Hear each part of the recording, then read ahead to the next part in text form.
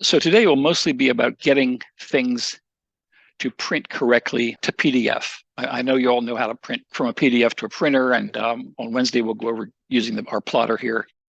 But it's really just a big printer. There's nothing special about it except picking a big page size. But getting things to look good in the PDF is 98% of getting them to print well on paper. The first thing I like to do is actually on the last page of the course notes. A question came up a couple of days ago about how to draw angled lines. There are 3 ways, 2 of which I find unbearably tedious, and 1 of which is really very slick indeed. And I'd like to just address that first. Let me just start with a new file. Let's say we want to draw a horizontal line, and then from there I want to draw, let's say 3 feet 6 at 45 degrees. The old original way would be to say from where I'm at 3 foot 6 angle 45. At 3 foot 6 angle 45, enter. And we see there's a 3 foot 6 inch line at 45 degrees. Okay, but that's a tedious way to do it. The other is to use what's called dynamic input, and that's enabled with this button down here on the status bar. If it's not currently displayed on the status bar, you can click over here on the status bar customization button and get a list of all the possible icons that could be along here to control things and to make sure that dynamic input is checked, hence visible down here. Okay, so with that turned on, the light blue background means turned on. Now if I do a line, I'll turn F8 on just to do my straight line. F8 again to release it. I've got 2 tabs, 2 little fields, 1 for the length and 1 for the angle. So again, the blue one's highlighted. I'll type 3 foot 6. And then, sorry. I shouldn't have hit enter. I should have hit tab. So line from here, 3 foot 6. I'm not done yet. Tab, and then it comes down to the angle field. I type 45 and enter, and then I have that line also 3 foot 6 at 45 degrees. Those are, to me, especially that second one, both of them are just tremendously tedious for me. So I'm going to turn that off. In fact, I'm going to just make it not even be visible. The one I do want to be visible is this one called polar tracking, which sounds quite rarefied, but it's a wonderful tool that is going to be perfect for Cherokee's Attic, where you have all those lengths and angles. For this one, there's our polar tracking button. That's this one. And it says restrict cursor to specified angles, and we'll turn that on. And then the little drop-down arrow here says, what angles do you want to lock it into? 90-degree angles, all the multiples of 45. That looks good to me for Cherokee's Attic. And now it's just as easy as saying, with that turned on and set to 45, 90, 135, all those, I can do line. And what you'll see is as you get close to one of those angles, in this case 0, you'll get a green line showing up, indicating that you're now snapped to that horizontal line. And as I come up, as soon as I get near 45, it'll click in there, and I can just type 3 foot 6, hit enter, and then keep on going from there, 5 foot 6, come down this way, 2 foot 9, and it's locking into 45 degrees for each of those. So as we look over at your attic plan, if we just started right here, you could turn polar tracking on, start here, just indicate your cursor in this direction until the green dotted line shows up, and type 10 feet 11. You'll do it there. Come over this way until you've got the dotted line on the minus 45, just to 1 foot 8.5, and you just work your way right around. I would ignore all the openings to start with, all the doors and windows if you can. I mean, draw this as one straight line, get the walls drawn and their thicknesses in, and then come back and cut the holes in them for the doors and windows. So this will be such fun. Good practice though. And when I was in graduate school, for documenting existing conditions, we would, for example, if we had a 3 foot 6 angle, we would if we have a big project, we get together and some people would do the drawings, some people would take photographs, some people would build a site model, stuff like that. But nobody got to do the whole thing. And I think it's really important at this stage of your, very beginning with AutoCAD and with the tools and procedures of interior design itself, is that each of you really addresses the issues that are here. Frankly, even if your results aren't perfectly the same, you'll have gone through the same experience of getting that drawn. For this next bit, you can use pretty much any drawing that you've been working with so far as we start to experiment with layers and line weights, really what today is all about. And let's take a short field trip into the next room, very quick. I have a wonderful set of drawings from the Cincinnati Railroad Terminal, which is now a IMAX and Natural History Museum, hand drawings from the 30s, and they're beautiful. They're lovely drawings. And they really use line weight incredibly well to express what is going on there. So let's just take a look at that. I don't know if you all know this building. As you go up Cincinnati and sort of bear left up I-75, it's off on the left. Often cited as the most beautiful railroad station in America, it's a classic example of 1930s Art Deco design. It still is an Amtrak station, sort of back at the back, but now it's a Natural History Museum, Children's Museum, and IMAX Theater, all served from the original main concourse. These drawings were all drawn by hand in ink. This is back when men were men and a drawing set was a drawing set. But you can see just how, first of all, how lovely the craftsmanship is of this, just the lettering and the drawing. And just look how they're using heavier lines where something is being cut or is projecting towards the viewer, and then progressively lighter and lighter lines, either as things sort of recede in distance from the viewer, or as they sort of get less and less important. Look at these wonderful drawings. They're just great. But we can see we got, heavy lines indicating the edge of something that's built. And then in the elevations, they got the marble and stuff drawn in progressively lighter and lighter and lighter lines to give a sense of as much three-dimensionality as you can in a flat drawing. I can't imagine. I've worked on big drawing sets before, but nothing like this. It's been under renovation, a couple of different renovations in the past, let's say 15 years. It was going to get torn down maybe 15 years ago, and the people of Cincinnati said, absolutely not. It's just too wonderful a place, and it really is. And they voted an extra tax on themselves to pay for it all. You guys might not remember the Justice League in the comic books, but in both those and in the movies since, their Hall of Justice has always been modeled on the Cincinnati station. Anyway, so I just called the architect and said, could I have a set of prints for my interior design students? And they said, sure, and sent them down. And my grandson and I were building, we wanted them to build, so we could build a scale model of it, like this big. But I figured I might as well put them to what I actually asked them for, and get them over here. But they're just great. Anyway, this will be part of our permanent collection here. They're really, I think, instructive to look at. So this is by way of saying line weight tells a story, either a story about importance in a particular drawing or importance in how something looks. For instance, in what we'll be doing is sometimes a ceiling plan will have all the architecture, the walls and the doors and the windows, just half-toned gray, just a light gray, and then the ceiling fans and light fixtures and all that kind of stuff will be solid black lines. So they just pop out. That's what's important on this page. So let's see it and not get bothered with all the extraneous stuff. So today will be all about getting control of line weights so that your drawings can be as expressive and intelligible as possible. Or at least as close as we're going to get, so that we don't have walls and dimensions and furniture and plumbing fixtures all having exactly the same weight and the same color and not being able to tell what they are when we're looking at the drawings. I'm just pretty much going to work through page 1 through however far we get. See how we go. So number 8, printing to scale. We can start the plot routine several different ways. One is file plot. One is just type plot. One is Control P. There are probably 5 different ways to do that, but they all get you to the same, what's called the plot dialog. And I'll just work down from top to bottom, pretty much in order. We can ignore this page setup for now. Eventually, we'll get things the way we like, and we can save that. But for right now, let's just change our plotter to Adobe PDF. And I would suggest that pretty much always when you print to Adobe PDF. You can preview it to know exactly what you're getting.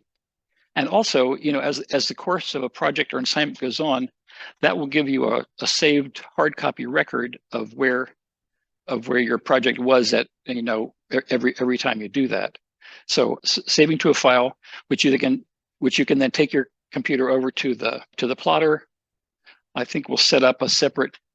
Yeah, we've got another computer over there that will hook up to the plotter, so you could take it on a USB, on a thumb drive over to that. But the actual printing is sort of the least important part of this whole process. So the name of the plotter, we're ignoring this plot to file. That would only be if we're trying to create a JPEG image or something, rather not an actual plot file. And then here under paper size, this is where you choose between whether you intend to print this on a sheet of paper, tabloid, which is 11 by 17, or any of the larger sizes here. And architectural D is the 24 by 36 one that is the biggest we can do over here on our plotter. So we can ignore pretty much everything past that. Let's just say letter size. And the other thing is, what do we want to plot here? I've got one room here. I've got another room here. I've got some elevations up here. What of that do I want to plot? And if I pick display, it'll pick just everything that's on the screen right now.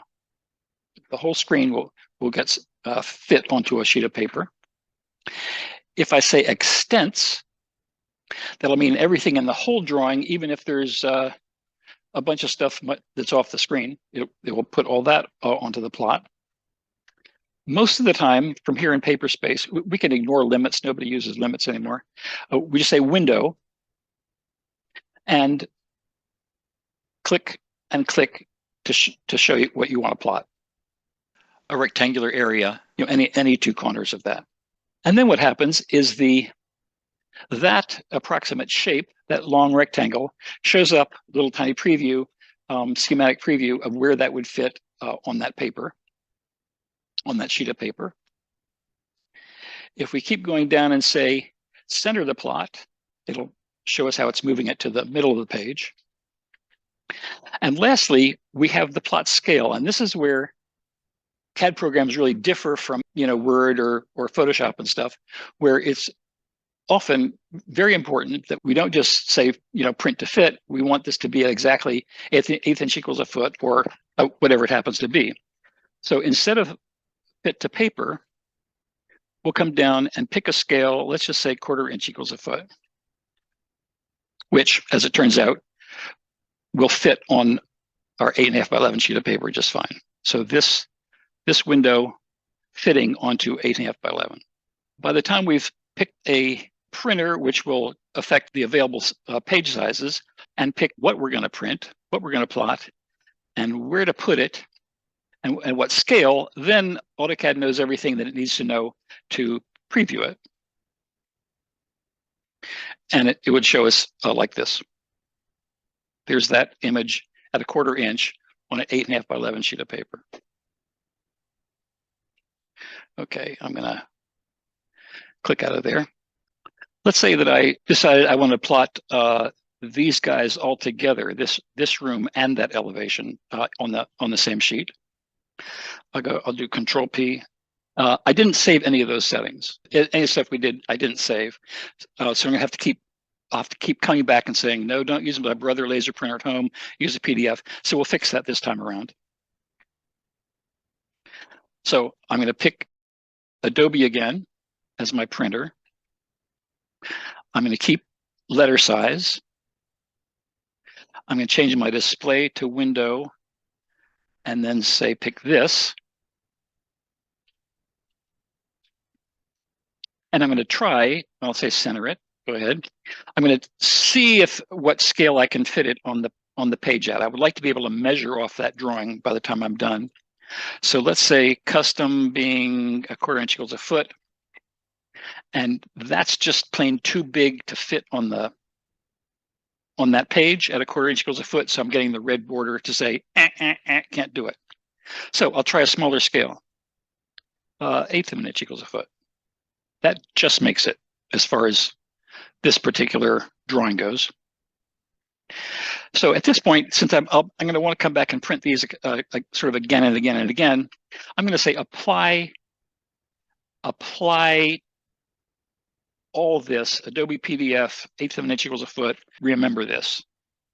Okay, I'll preview that. So there's those two at 1/8 of an inch equals a foot on 8.5 by 11. And I could, let's try this again. It might fit better if it's rotated. So I'll go back and say, do it in portrait mode. This button down here will add these extra controls off to the side. I'll do it in portrait mode, apply to layout, preview. Yeah, we'll get it. And okay, that works a little better for that geometry on that sheet of paper. At this point, I can either go back, or if I like it like this, I can go to print. It's right there. We'll print it. And basically, it's sending it to Adobe, which is sort of interpreting it before it saves it as a file. And I'll save this to my desktop, and I'm going to call it Class 3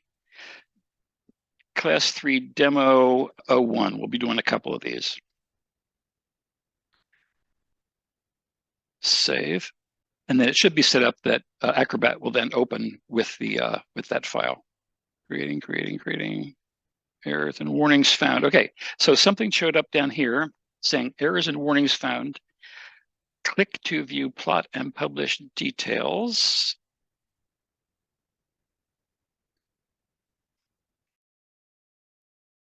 Fixing missing plot styles is exactly what we'll be doing today. Well, it still opens. Oh, well, that's right. It's on my desktop and it's called the Demo 01. Okay, but I don't really want everything synced with. Here's the problem. Or at some point in some of the Windows updates, it makes Microsoft Edge, one of the browsers, be the program that opens PDFs, which is, to me, is bogus. You want it to be Acrobat. So I'm gonna kill this, and then I don't know where this is going to show up for people doing this on the Mac, but we want to set, at least in Windows, say that if AutoCAD ever creates a PDF file, I want to open it in Acrobat instead. And that will be, let me minimize AutoCAD. I want to set things up in Windows so that Acrobat will always open new PDFs instead of Edge. I think I typed default applications. Yeah. Choose default applications by file type. And at some point, it will have PDF and it'll say Bing or Edge or one of those Microsoft ones. And I'm going to change that to Acrobat. Okay. Scroll down. Scroll down to PDF. PDF, yeah. This being Microsoft's operating system, they do that. I want to change it to Adobe Acrobat. Switch anyway. See, they just try to get in there. And that's all I want to do right now, is so that PDFs open with Acrobat. So now I'll go back to AutoCAD and try it again and just make sure how that works. Control P. And because we had apply to layout there, we've got all these settings still here, but let's preview it. That's good. I'll hit print again. I'll demo with Acrobat, I hope. Yeah, so now we open up in Adobe Acrobat, and we can print it from there. And that's my preferred way of working. Okay, so from here, I can, it's been saved, so I can take my computer somewhere and print it. I can email it to somebody to print it. I can send it to Kinko's to print it. I can bring it over here on a thumb drive to print it, or I can carry my computer over next to these guys and print it. So that's pretty straightforward. Let's actually open that one again.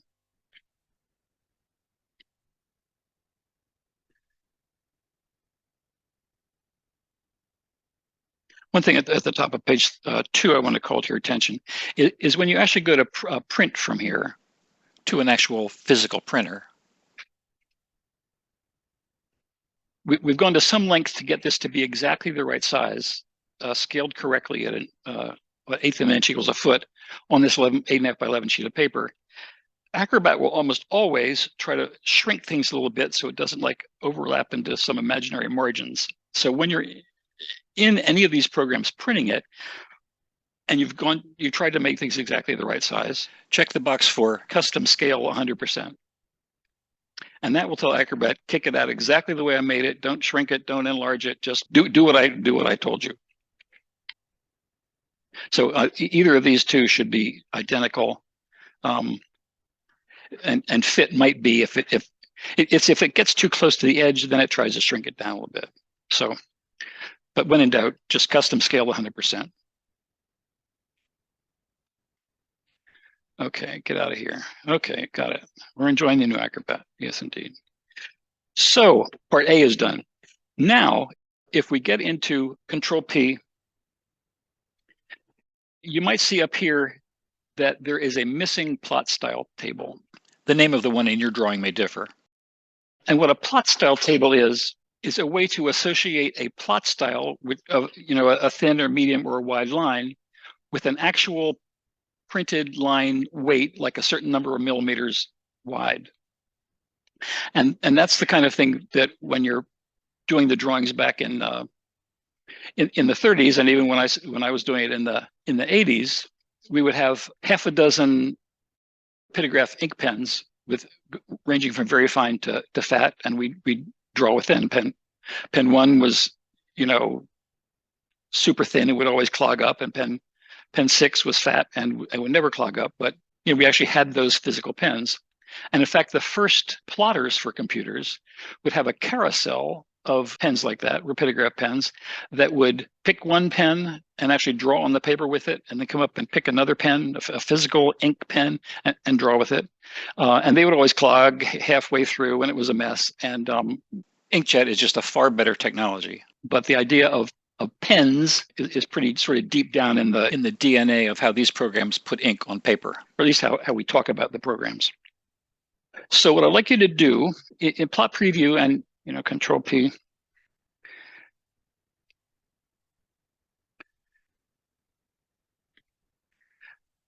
You can see that these guys are all the same the same thickness. Well, pretty much. And what we want to do is to be able to control these quite carefully. And the way we do that is with a plot style table that associates the name, thin, thick, medium, wide, with an actual measured line thickness. Okay, so what we want to do is download from Blackboard Week 4 the Art 559 named plot styles STB file. I've got a link for this somewhere.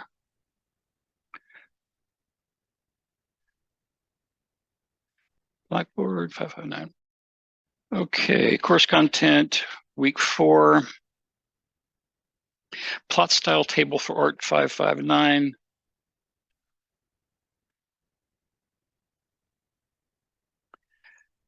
And I want to save it as, I just want to stick it on my desktop just with this same name.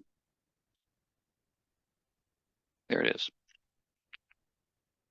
That's all I'm doing with the browser. Go back to AutoCAD. The folder where AutoCAD looks for your plot styles, it's like 6 or 8 folders down in your C drive, and it's impossible to find. So there's a nice tool, just take the one we did, bring its settings into one, and save it where AutoCAD can find it for the rest of your time here at U of L. A couple of ways to do this. You can type the word, this is the middle of page 2, Styles Manager, or if you prefer a menu, File, Plot Style Manager. And either one will bring up this folder that contains the current, both the CTB and the STB files. And we want to run the Add a Plot Style Table wizard. Run this program. 2 clicks, I guess. 2 clicks. It tells you basically how these can happen, or we can bring in plot styles from an existing one already, and that's what we want to do. Starting from scratch we can see what that's going to look like, but what I want to do is use an existing plot style table,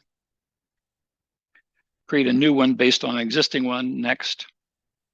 I want to browse over to my desktop where I saved that and pick the one that we just saved. Open.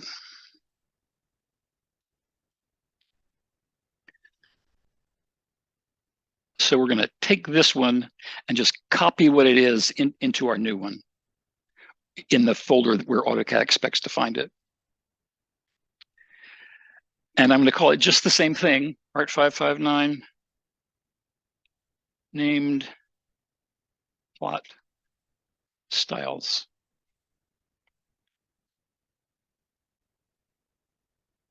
Next. The new one's been successfully created, so we can finish. And then we can see that that's been added to our list here. So when we go back to print, Control P, it says whatever one you have there is missing. Go down and get ours, the Art 5591. And assign this plot style to all layouts. Yes, absolutely. We want this to be the one that we use in this drawing. Okay, page 3. So that plot style table has been attached to this drawing. Let's take a look at it to see what it does. So you'll know how to add to it or modify it to your heart's content. If we click on the plotter icon here and click on table view, and while we're at it, we can see how far deeply down that one is. We could never find that if we wanted to. AutoCAD does it for us. So if you go to table view, you can see these styles that I've set up for this class with their names. And because this is a plot style color, it just affects how things get plotted, not how they appear on the screen. And I've set them all to be black. I'm really concerned right now just with the color and the line weight. And I've set their line weights, which is done in millimeters. And a millimeter is about a 25th of an inch, very, very close to that. So 1 millimeter is already quite a thin line, and we're working even smaller than that. This line weight called 0, 0, 0, 0, doesn't actually mean 0 because that would mean nothing. That's sort of a code to the whatever printer is doing the printing to say, make the thinnest possible line you can. I use that line for all the lines that go into a dimension. So it'd be clearly very different from any or actual geometry. They're just super thin. And as I said, the 0 line weight means print this as thin as you can. And the others are actually fractions of a millimeter. A millimeter is about a 25th of an inch. So this, even our wide one here is about a 50th of an inch wide. The plot style table that the AIA proposes using for all of its layers and all that kind of stuff has about 20 plot styles. You can make more if you want them. So I'm really just concerned here with the colors and the line weights, just so you know where these are coming from. If you decide that the way this plots, you want all the layers associated with the wide line style to plot with wider lines, drop down, and there are a whole bunch of predetermined line weights. You know, we had it as at 0.5. You could kick it up to be a whole millimeter thick, which would be a fat line for a drawing, architectural or interiors drawing. And they give some little sense of their approximate scale, but I'll leave it at 50. And if you just wanted to make a much wider line, just called what's passable extra wide, something like that, you could go down to add style. And it creates it here, just calls it style 5, and we'll just call it extra wide and leave it at, again, we want to plot with black regardless of its color on screen, and then make it a full millimeter wide. So easy to do. I do want to call your attention to this style called normal, which is built into every plot style table and can't be changed. It just means display the object exactly the way it's defined on the screen. Use the object color, use its line weight, all that kind of stuff. Just whatever he sees on the screen is what you get on the print. So if it's red on the screen, it'll be red in the print. And that's very helpful sometimes. Our printers all do color. Save and close. we're getting there. We'll make this. And one little thing I do want to say at the top of page 4, if you're thinking I would like really fine gradations of line weight, each line needs to be at least 1.5 times as wide as the one that's thinner than that, or we just 1.2. They just don't show up differently enough. The printers all have finite resolution. I mean, it can't just do like infinite gradations of stuff, but at least 1.5 times as thick. Working on up the line works out pretty well. At this point, I'm going to save this drawing like this to lock all this in. Control S, so it'll be there when we start it up. But even more than that, whenever I don't want to have to go through this with every drawing, attaching and back and forth. I want to build this plot style table right into our drawing template so that every new drawing you start out with a template will already have the layers and already have the plot styles attached. So you just continue in this familiar environment.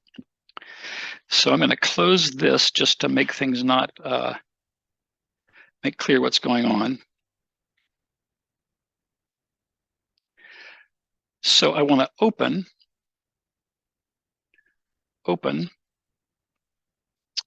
and down here I say I want to open my existing template. So I'll go down and under File Type, I'll pick a drawing template,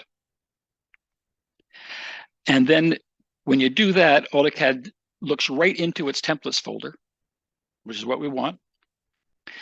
And I have my Art 559 template. Anyway, open. And then on this template, I want to attach that plot style table to it.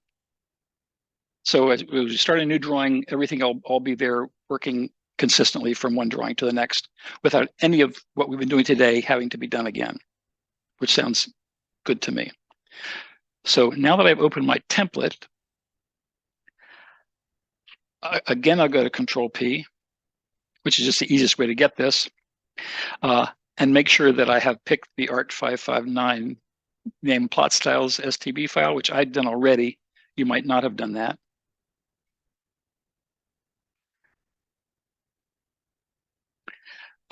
Okay. Well, okay actually means print. I don't need to print. I just need to cancel out of that dialog. Just make sure it's still there. Yeah, it's still there.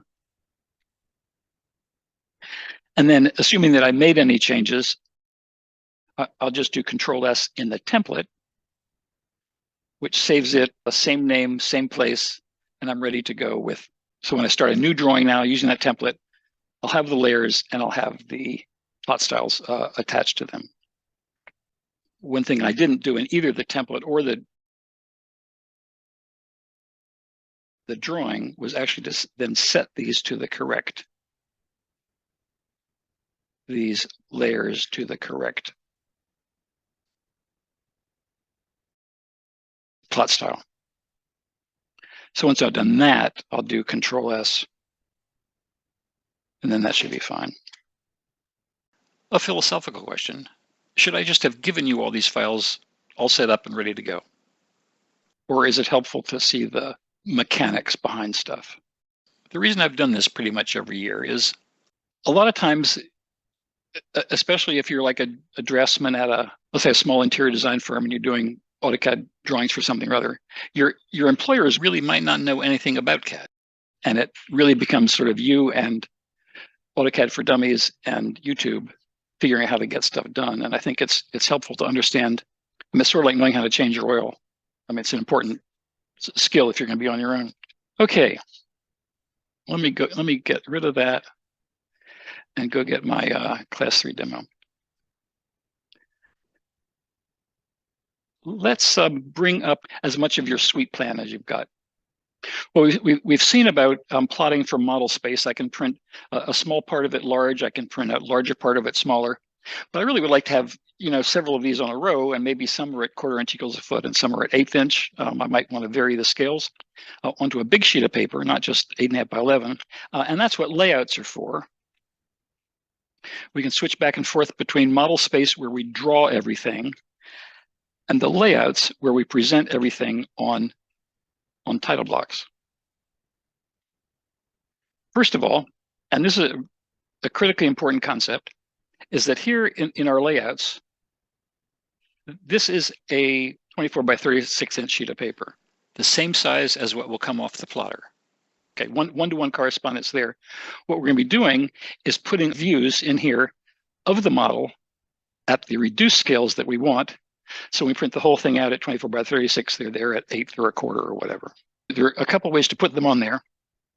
The easiest is, the original is still the greatest, MVIEW, which means create a view of model space here in a layout. MVIEW. Shortcut is MV, couldn't be easier. And it says click the corner of a viewport and click another corner. Right now, the scale is funny, all like that, but the thing to note is this is an object now, this viewport, that we can move around on the page and start arranging these views any way we want. And we can have multiples of them. Right now, this is a funny, some odd scale. What it does is when you click those corners, AutoCAD just fits the entire extents of the drawing into that. If we want to have that at a known scale, oh, and we can make this bigger if we want, do it, or smaller, you can crop it just like that. If we select it, we can come down and say standard scale is the scale of the geometry inside there. And we change that to, let's say, 1/4 inch equals a foot. Now, when we plot this whole sheet at exactly 24 by 36 inches, this will be at a scale down to 1/4 inch equals a foot. And I think just to get that,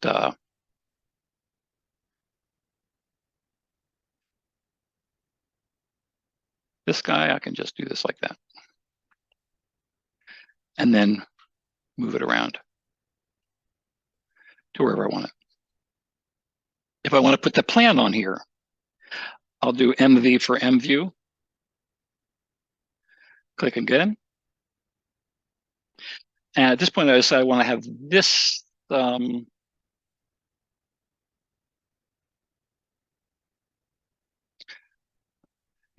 thing I'm going to do is turn object snaps off, because they sort of confuse the issue of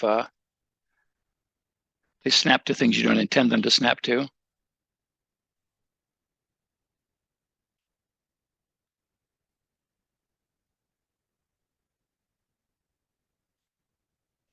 And then I can move that wherever I want to in relationship to that elevation. They don't have to stay on top of each other and distant. They can be anywhere I want. There's another way to place viewports that you might prefer.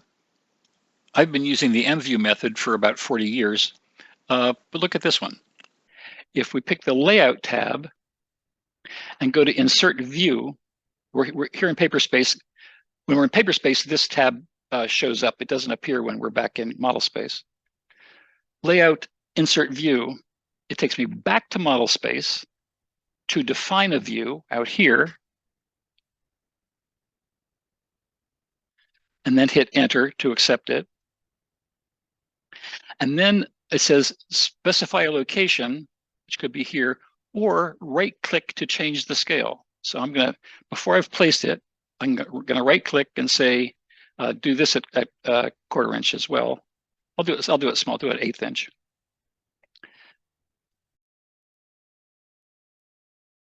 I realized that I never set the scale for this drawing, for that view.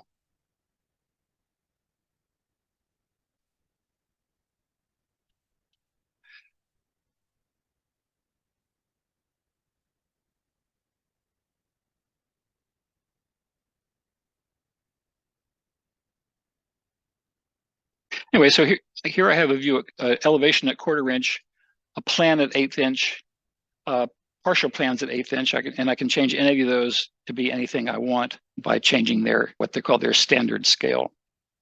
When you use that layout insert tool and pick a scale, AutoCAD then locks the view so placed at a scale so you don't mess it up accidentally. But you can come down and say unlock it, and then you can change the scale. Standard scale has to do with the actual geometry. Annotation scale, and we'll deal with this a lot. Next class lets you vary the size of text and dimensions relative to everything else. I would just leave them all, make them both the same.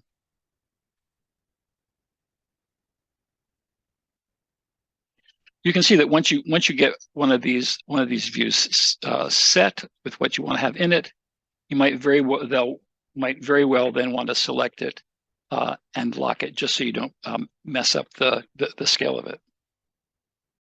We can have as many sheets as a project needs.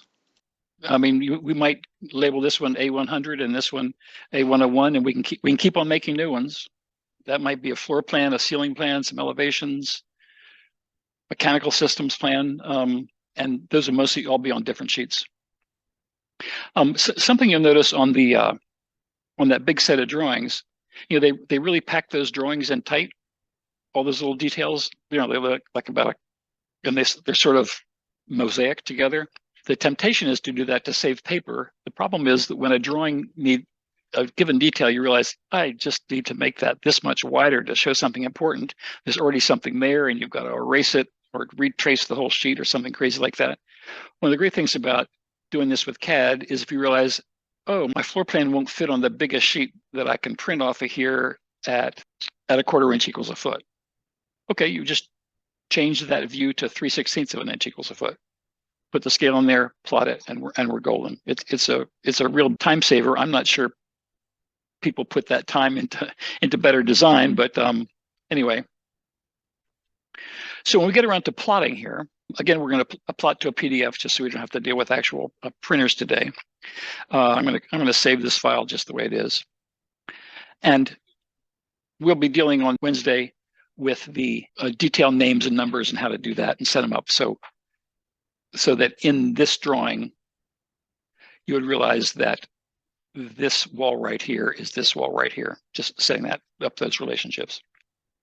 Okay, so plotting from Paperspace is just like printing from ModelSpace, except it's a bigger sheet and we're plotting it 1-to-1, Control P. Printing to PDF, our paper size will be architectural D, which is the 24 by 36, so you know. I'm going to be plotting, I'm going to say window right now. There is this option for layout. Let's come back to that, but let me do window. And then I'll actually pick that window, turn my object snaps on. And I'm not, right now, what we have is a 24 by 36 inch sheet of paper with a slightly smaller title block. So there's some margins around the edge. So I'm going to click out here,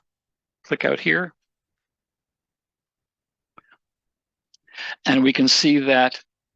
And again, critical concept, we're not printing this at like 1/4 inch equals a foot. We're printing this whole layout, 24 by 36 inches, at 1-to-1 onto a 24 by 36 inch piece of paper. So let's preview that. Looks good, just what we expected. Except that those frames are problematic, just ugly. So we'll get rid of them. I can't erase them. Let's say, let's remember all this and apply it to the layout. And then cancel to go back to layout. Remember that depth points layer is a no plot layer.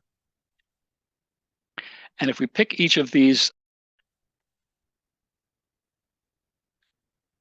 windows, each of these views, and change them from whatever they were to the depth points layer, which is sort of, light gray.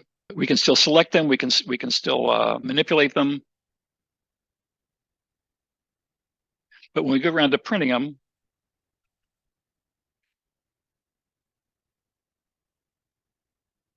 they're not there. The stuff inside them is, because their layers are still on, but the actual outlines, which are on the depth points layer, do not show up. So we can move stuff around and make it fit however you want it. I would also suggest save changes to layout is sort of works with apply to layout. So basically any change that I make here and then click OK or cancel will be remembered by AutoCAD for the next time I come back to this layout.